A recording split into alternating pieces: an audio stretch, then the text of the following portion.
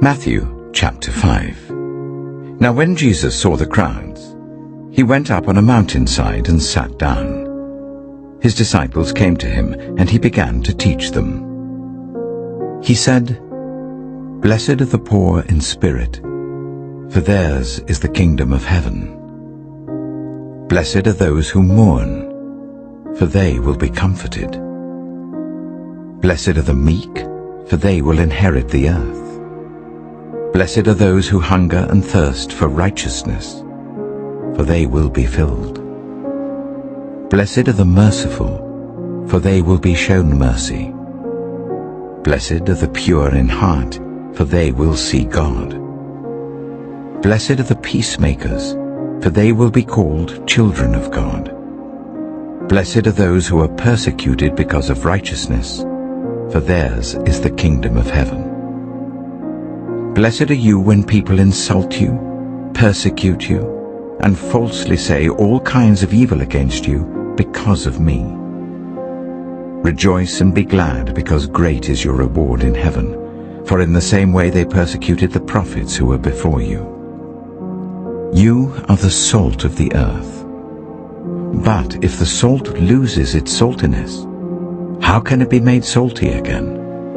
It is no longer good for anything except to be thrown out and trampled underfoot. You are the light of the world. A town built on a hill cannot be hidden. Neither do people light a lamp and put it under a bowl. Instead, they put it on its stand, and it gives light to everyone in the house. In the same way, let your light shine before others, that they may see your good deeds and glorify your Father in heaven. Do not think that I have come to abolish the law or the prophets. I have not come to abolish them, but to fulfill them. For truly I tell you, until heaven and earth disappear, not the smallest letter, not the least stroke of a pen, will by any means disappear from the law until everything is accomplished. Therefore, anyone who sets aside one of the least of these commands and teaches others accordingly will be called least in the kingdom of heaven. But whoever practices and teaches these commands will be called great in the kingdom of heaven. For I tell you that unless your righteousness surpasses that of the Pharisees and the teachers of the law, you will certainly not enter the kingdom of heaven. You have heard that it was said to the people long ago, "You shall not murder, and anyone who murders will be subject to judgment." But I tell you that anyone who is angry with a brother or sister will be subject to judgment. Again, anyone who says to a brother or sister, "Raka," is answerable to the court, and anyone who says, "You fool," will be in danger of the fire of hell. Therefore, if you are offering your gift at the altar and there remember that your brother or sister has something against you, leave your gift there in front of the altar. First, go and be reconciled to them. Then come and offer your gift. Settle matters quickly with your adversary who is taking you to court. Do it while you're still together on the way, or your adversary may hand you over to the judge, and the judge may hand you over to the officer, and you may be thrown into prison.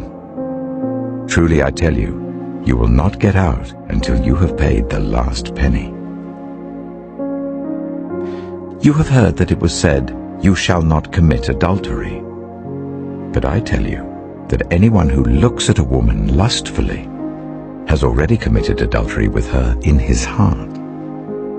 If your right eye causes you to stumble, gouge it out and throw it away.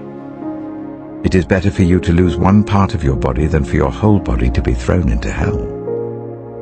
And if your right hand causes you to stumble, cut it off and throw it away. It is better for you to lose one part of your body than for your whole body to go into hell.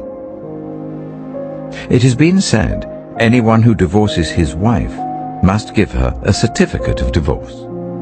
But I tell you that anyone who divorces his wife except for sexual immorality makes her the victim of adultery, and anyone who marries a divorced woman commits adultery.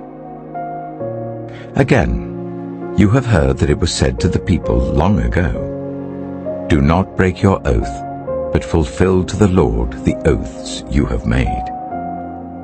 But I tell you, do not swear an oath at all, either by heaven, for it is God's throne, or by the earth, for it is his footstool, or by Jerusalem, for it is the city of the great King. And do not swear by your head, for you cannot make even one hair white or black.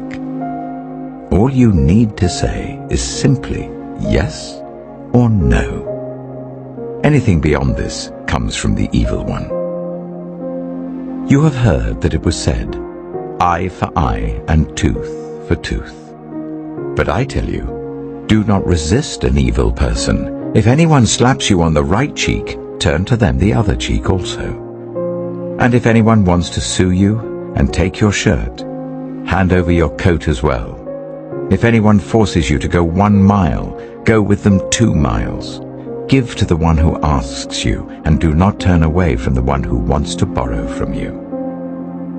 You have heard that it was said, "Love your neighbor and hate your enemy." But I tell you, love your enemies and pray for those who persecute you, that you may be children of your Father in heaven. He causes his sun to rise on the evil and the good, and sends rain on the righteous and the unrighteous. If you love those who love you, what reward will you get? Are not even the tax collectors doing that? And if you greet only your own people, what are you doing more than others? Do not even pagans do that? Be perfect, therefore, as your heavenly Father is perfect.